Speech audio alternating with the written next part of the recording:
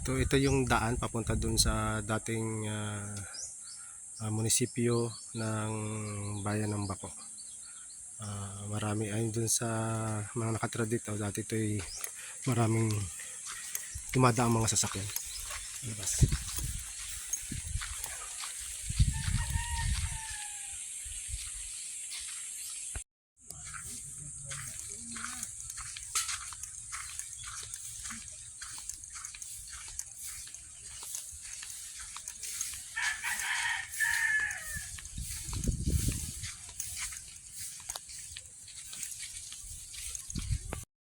So, ito po ang kan. Yan po ang dating munisipyo. Alin po yung Yung may banderang yun. ayan. Ayun lamang po yun sa pagkakabalita sa akin din. At doon naman po sa bandaryang itong tapat natin ito, dapat ng buyang yan, paparito. Yan po yung dating school. Ano pangalan po ng school? ID Old Bako San Andres Elementary School. Okay. Yun ang Tapos yung simbahan na lumubog. Ang simbahan na lumubog ay doon ho sa Malaylay pa yun. Yun naman ay simbahan doon sa Malaylay at iba yung simbahan din dito. Yung lumubog yung sa Malaylay. Yung sa Malaylay na yung dati. Yun ay was out no ng 1994 din. Okay po. Yan. So ilang kuno, ilang bahay yung kuan dito ang nakatira dati? Aba, madami.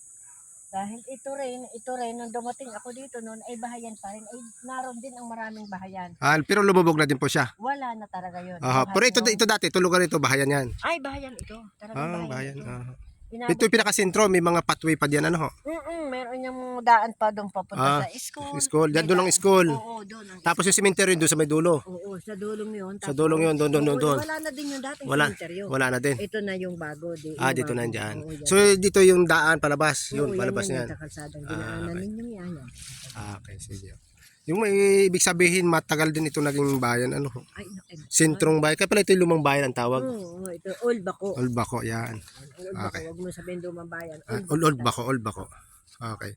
So ito yung munisipyo, yung may flag na yan. Ano ho, yan yung munisipyo na ng Old Bako. Tapos yung bahay na sirang, yun po, yung sirang yun. Ayun ay, kailan laan yun? Parang 1983 wari. Nasira. Ginawa. 1983, pero ngayon, Ay, ngayon, wala na. Kinain na po ano? Oo nga. Saan dito dati yung basketbulan? May basketbulan din eh. Ay, wala. Wala akong pagkakaalam dito may basketball. Pero imagine ho, dati yan ay munisipyo dati, lubog ano. May mga pathway pa po yan eh, may mga plant box pa yan sa ilalim. So ito na yung sanctuary dito. So ito yung dadive natin mamaya. Okay, sige, salamat po. Okay mga kaabyan, ari daw bahay na rin ginawa noong 1983. At dati itong bahay na ito ay malawak at napakaganda. Napakalaki. Maraming kwarto. So ngayon, dahil sa kinain na rin ito ng dagat, tanging yun na lang ang natitira. Pero dati ito ay malaki. At dito ay malawak ano. So doon sa dulo daw pong yun, doon dati yung dating simbahan na may makikita pa dyan yung cross at saka yung mga pathway na nandyan sa ilalim. Ngayon sa harapan po naman natin, dito po yung dating munisipyo, kaya may flag na nakalagay dyan. Yan po yung munisipyo. At doon sa dulo daw po yun, doon dati yung elementary school ng barangay na ito. So ito puno ng bahay dati.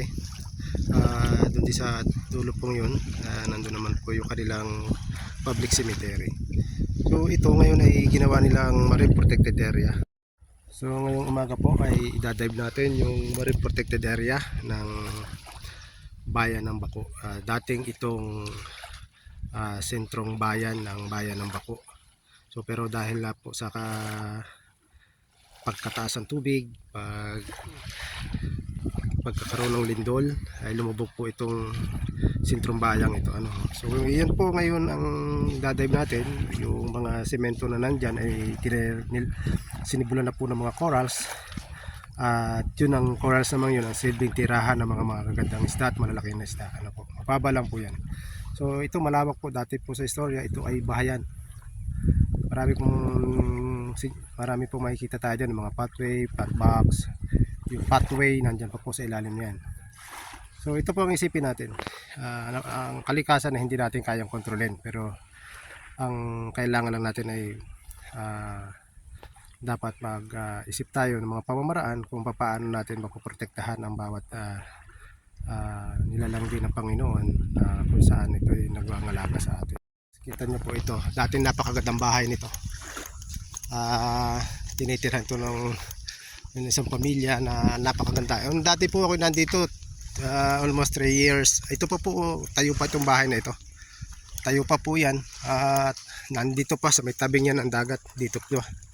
Pero ngayon kinain na, nandito na sa likod. So ibig sabihin ilang taon na lang lubog na rin to. Ano? So katulad ng mga structure na makikita dati sa ilalim mamaya, lumubog na din po. So yan, ang kasaysayan po ito ay nananatiling buhay para dito sa bayan ng Bako. At patuloy nilang ginagalang at respeto ang kanilang sentrong pamahalaan ng bayan ng Bako. Kaya ngayon po may watawat pa rin makikita. No? So yan. So ngayon po, umaga, idadive po natin yan ang kanilang marine protected area para makita ulit natin. So ito ngayon sa harap may mga cottage din dito. Pwede kayong pumunta dito para maligo. So ang ganda po rin dito. Ano? Okay, let's go.